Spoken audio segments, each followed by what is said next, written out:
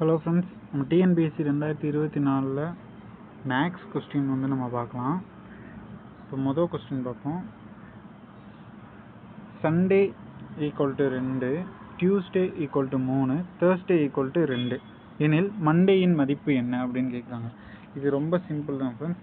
இப்போ ஒவ்வொரு வேர்ட்லேயும் இருக்கக்கூடிய வவ்வல்ஸை கவுண்ட் பண்ணி அது எத்தனை வவ்வல்ஸ் இருக்கோ அதுதான் அந்த நம்பராக போட்டிருக்காங்க. இப்போ சண்டேன்றதுல சண்டேல பார்த்தீங்கன்னா யூஏ இந்த 2 வவ்வல் இருக்குது, அந்த 2 வவ்வல் தான் கவுண்ட் பண்ணி போட்டிருக்காங்க. அடுத்து டியூஸ்டேலையும் பார்த்தீங்கன்னா யூஇ அது 2 ப்ளஸ் இங்கே ஒரு ஏ 1 3 மொத்தம் 3 இருக்குது. இதை போட்டு தான் இந்த வவ்வல்ஸ் மொத்தம் அந்த வார்த்தையில் இருக்கக்கூடிய வவ்வல்ஸை எண்ணி அதை ஈக்குவல்ட்டுக்கு அந்த பக்கம் போட்டிருக்காங்க. இங்கே யூஏ 2 இருக்குது. அப்போ மண்டேயின் மதிப்பு என்னென்னா இதில் அப்போ எவ்வளோ வவ்வல்ஸ் இருக்குதுன்னு செக் பண்ணுவோம். ஓஏ அப்போ மண்டேயின் மதிப்பு என்னென்னா 2. அதான் இந்த கொஸ்டினுக்கான ஆன்சர். அடுத்த சம் பார்த்தீங்கன்னா, கயல் 5 டசன் முட்டைகளை வாங்கினார். அதில் 45 முட்டைகள் நல்ல முட்டைகள் எனில் கெட்டுவிட்ட முட்டைகளின் சதவீதத்தை காண்க. இப்போ சதவீதம் கேட்டிருக்காங்க. இங்கே வந்து என்னென்னா 5 டசன் முட்டைகள் வாங்கியிருக்கதா சொல்லியிருக்காங்க. ஒரு டசன் முட்டைனா நம்ம வந்து 12, ஒரு டசன்னாலே 12. அப்போ 5 டசன் முட்டைனா மொத்தம் 60 முட்டை வாங்கியிருக்காங்க. அதில் 45 முட்டை நல்ல முட்டையாக இருந்திருக்கு. இப்போ கேட்குறது கெட்டுவிட்ட முட்டைகளோட சதவீதம். அப்போ மொத்தம் நல்ல முட்டைகளில் இருந்து மொத்த முட்டைகள் 5 டசன் முட்டைகளில் இருந்து நல்ல முட்டைகள் 45 கழிச்சிட்டோம்னா நமக்கு கிடைக்கக்கூடியது கெட்டுப்போன முட்டைகள். அதுக்கான சதவீதம் தான் கண்டுபிடிக்க சொல்கிறாங்க. இப்போ 60லேருந்து 45 கழிச்சிட்டோம்னா 15, அதுதான் கெட்டுப்போன முட்டைகள். 15ன்றது மொத்த முட்டைகளில் எத்தனை சதவீதம் அப்படின்றது தான் கொஸ்டின். இப்போ 15%ன்றது கெட்ட முட்டைகள், அது மொத்த முட்டைகளில். அப்போ மொத்தத்தை கீழே போடணும் 60 இன்ட்டு சதவீதம் கண்டுபிடிக்கிறதுனால 100. இப்போ 1 4 25 அடிச்சு போட்டிங்கன்னா அப்போது கெட்டுவிட்ட முட்டைகளோட சதவீதம் என்னென்னா 25%. அடுத்த சம்ம 7 மற்றும் 13 ஆகிய எண்களின் மீப்போவா மற்றும் மீச்சிமா காண்க. இப்போது 7 மற்றும் 13 நீங்கள் பார்த்தீங்கன்னா இது ரெண்டுமே சார்பகா எண்கள், அதாவது கோ பிரைம் நம்பர்ஸ்ன்னு சொல்லுவாங்க. சார்பகா எண்களுடைய இப்போ அதுக்கான சிறப்பு என்னென்னா சார்பகா எண்களுடைய மீப்போவா எப்போவுமே 1 தான் வரும். அந்த சார்பகா எண்கள் மீச்சிமா என்னென்னா அந்த 2 எண்களுடைய பெருக்கற்பலன் தான் அதோடைய மீச்சிமா. அப்போ 7 × 13 இப்போ 1:91 தான் இதுக்கான ஆன்சர். இப்போ ஆப்ஷன் ஏ 1:91 தான் இந்த கொஸ்டினுக்கான ஆன்சர். அடுத்த சம் பார்த்தீங்கன்னா, விக்னேஷ் 2 ஆண்டுகளுக்கு 4% வட்டி வீதத்தில் 10,000 கடனாக பெற்றார். இந்த பணத்தை சஞ்சயிடம் 2 ஆண்டுகளுக்கு 6% வட்டி வீதத்தில் கடனாக கொடுக்கிறார். இந்த பரிமாற்றத்தில் அவருக்கு கிடைத்த ஓராண்டின் லாபம் என்ன? விக்னேஷ் வந்து ஒருத்தர்கிட்ட இருந்து 10,000 4% வட்டி வீதத்தில் 2 வருஷத்துக்கு வாங்கி அதை சஞ்சய் கிட்ட வந்து 2 வருஷத்துக்கு 6% வட்டி வீதம்னு கடனாக கொடுக்குறாரு. இதில் அவருக்கு ஒரு வருஷத்தில் கிடைச்ச லாபம் என்னன்னு கேட்குறாங்க. இப்போ 10,000ல் 4% எவ்வளோன்னு பார்க்குறோம். 10,000ல் 4% எவ்வளோன்னா 400 ரூபா. இப்போ 2 வருஷத்துக்கு அவருக்கு 800 ரூபா கிடச்சிருந்துருக்கும். 2 வருஷத்துக்கு அவருக்கு 800 ரூபா கிடச்சிருந்துருக்கு. அதே 10,000 6%க்கு அவர் கொடுத்துருக்காரு வேற ஒரு சஞ்சய்ன்ற ஒரு ஆளுக்கு. அப்போ 6% என்னன்னா 600, 2 வருஷத்துக்குன்றப்ப 1200 வரும். இப்போ இவருக்கு வந்து வட்டியா சஞ்சய் கிட்ட கொடுத்தப்ப விக்னேஷ்க்கு 1200 ரூபா கிடைச்சிருக்கு. ஆனால் இவர் 800 ரூபா தான் இவர் கடன் வாங்கினால்கிட்ட கொடுத்துருப்பாங்க. அப்போ இதுக்கான வித்தியாசம் என்னென்னா 400 ரூபா தான் வந்து இவர் வந்து 2 வருஷத்துக்கான லாபம் வந்து இவருக்கு 400 ரூபா. இப்போ 2 வருஷத்துக்கு 400 ரூபானா இவங்க ஒரு வருஷத்துக்கு அவருக்கு கிடைச்ச லாபம் என்னன்னு கேட்குறாங்க. அப்போ 200. இப்போ ஓராண்டின் லாபம் என்னன்னா ஆப்ஷன் ஏ 200 தான் இந்த கொஸ்டினுக்கான ஆன்சர். அடுத்த கொஸ்டின், ஒருவர் ரூபாய் 2,000 6% தனி வட்டிக்கு கடனாக வாங்குகிறார். ஓராண்டு முடிவில் 1000 திருப்பி செலுத்துகிறார். எனில் அவர் அக்கடனை 2ஆம் ஆண்டு முடிவில் முழுவதுமாக முடிக்க தொகை எவ்வளவு தொகை வந்து செலுத்தணும்னு கேட்குறாங்க. இப்போ இங்கே தனி வட்டியை வந்துட்டு ஃபஸ்ட்டு கடன் வாங்கியிருக்கார். 2,000 6%, 1% பார்த்தீங்கன்னா 200, 10% தான் 200, 1% பார்த்தீங்கன்னா 20. அப்போ 6%ன்றது 120. 6% இதில் எவ்வளோன்னா 120 ரூபா. இப்போ ஒரு வருஷம் முடிவில், இப்போ மொதல் வருஷத்துக்கு 120 ரூபா அவர் வட்டி கட்ட வேண்டியது இருக்குது. அந்த ஒரு வருஷம் முடிவில் 1000 ரூபாயை அவர் திருப்பி கட்டிடுறார் தொகையில். அப்போ 2வது வருஷம் வந்து தொகை எவ்வளோ இருக்குன்னா 1000 ரூபா இருக்கும். அந்த தொகைக்கு தான் நம்ம அடுத்த வருஷம் வட்டி நம்ம கால்குலேட் பண்ணோம். 1000 ரூபாயில் 6% 60 ரூபா. அப்போது மொத்தமாக அவர் வட்டி எவ்வளோன்னா 2 வருஷத்துக்கு 180 ரூபா அவர் வட்டி கட்ட வேண்டியது இருக்கும். இப்போ 2வது ஆண்டு முடிவில் என்னென்னா அந்த 1000 ரூபாய் ஏற்கனவே செலுத்திட்டார். அதனால் மீதம் இருக்கக்கூடிய தொகையில் 1000 ரூபாயும் வட்டி மொத்தமாக 180, மொத்தமாக 1180 ரூபா தொகையை அவர் வந்து திரும்ப செலுத்தணும். இப்போது ரூபாய் 1180ன்றது தான் இதுக்கான ஆன்சர். அடுத்த சம் பார்த்தீங்கன்னா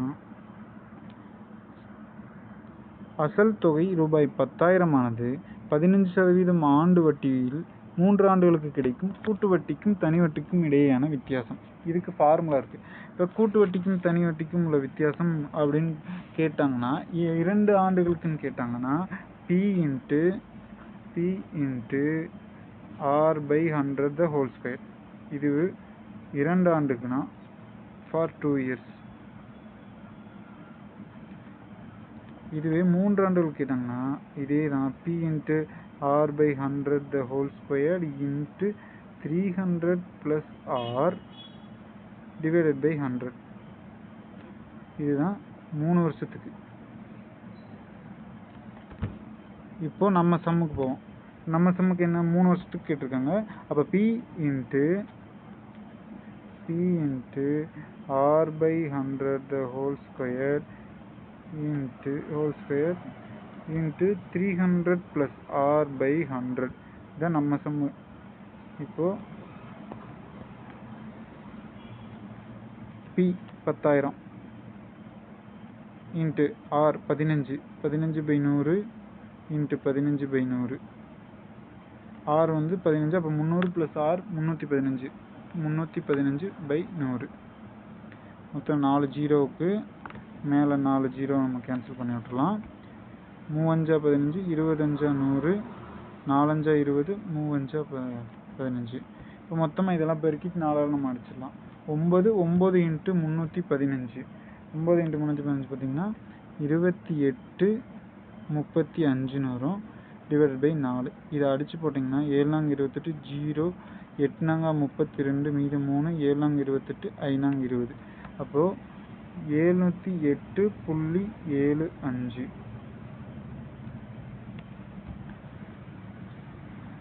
அப்போ இந்த சம்முக்கான ஆன்சர் என்னன்னா 3 ஆண்டுகள் கிடைக்கும் கூட்டு வட்டிக்கும் தனி வட்டிக்கும் இடையேயான வித்தியாசம் ரூபாய் 708.75. ஆப்ஷன் சி தான் இதுக்கான ஆன்சர்.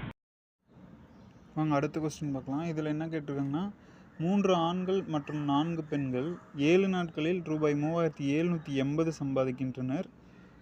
11 ஆண்கள் மற்றும் 13 பெண்கள் சேர்ந்து 8 நாட்களில் ரூபாய் 15,040 சம்பாதிக்கின்றனர் எனில் 7 ஆண்கள் மற்றும் 9 பெண்கள் எத்தனை நாட்களில் ரூபாய் 12,400 சம்பாதிப்பர் அப்படின்னு கேட்குறாங்க. இதை இப்போ நம்ம சமன்பாடு மெத்தடில் நம்ம கொண்டு போய் சால்வ் பண்ணலாம். ஃபஸ்ட்டு 3 ஆண்கள் மற்றும் 4 பெண்கள் அப்படின்றத நம்ம ஆண்கள் எம்னு வச்சுக்கலாம், மென்னு வச்சுக்கலாம். இப்போ 3 ஆண்கள் மற்றும் 4 பெண்கள் உமன் வச்சுக்கலாம். இன்ட்டு 7 நாட்கள் வந்து வேலை பார்க்குறாங்க. ரூபாய் 3,780. 7 நாட்களுக்கு வந்து 3,780னா அப்போ 3 மென் மற்றும் 4 பெண்கள் ஒரு நாளைக்கு எவ்வளோ சம்பளம்னா 3,780 வகுத்தல் 7 போட்டிங்கன்னா உங்களுக்கு வந்துடும். இதை அடித்து போட்டால் 540ன்னு வரும். அதுதான் 3 மென் மற்றும் 4 பெண் இவங்க 2 பேர் சேர்ந்து ஒரு நாளைக்கு 540 ரூபா சம்பாதிப்பாங்க. இதான் முதல் சமன்பாடு.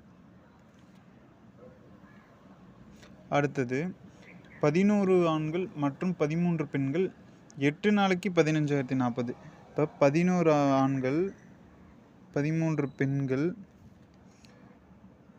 8 நாளைக்கு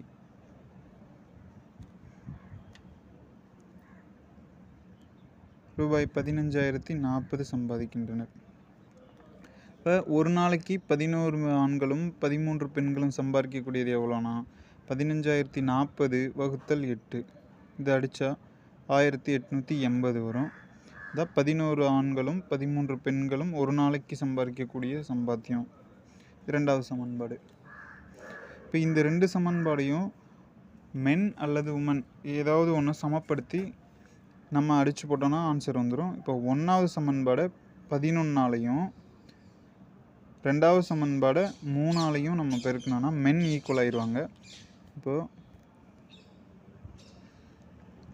1வது சமன்பாடு இன்ட்டு 11 என்ன வரும்?